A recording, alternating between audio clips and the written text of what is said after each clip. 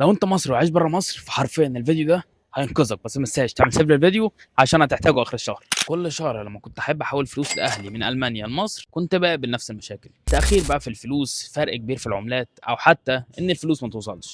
بس مؤخرا اكتشفت طريقه ندمت اني ما عرفتهاش من زمان، وهو تطبيق اسمه تاب تاب سند.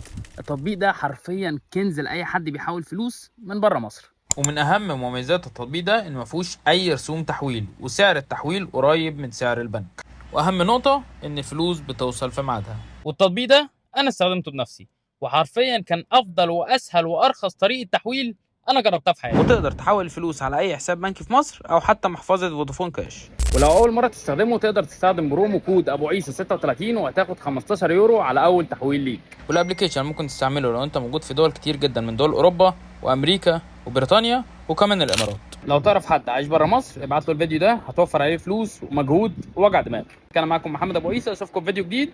وام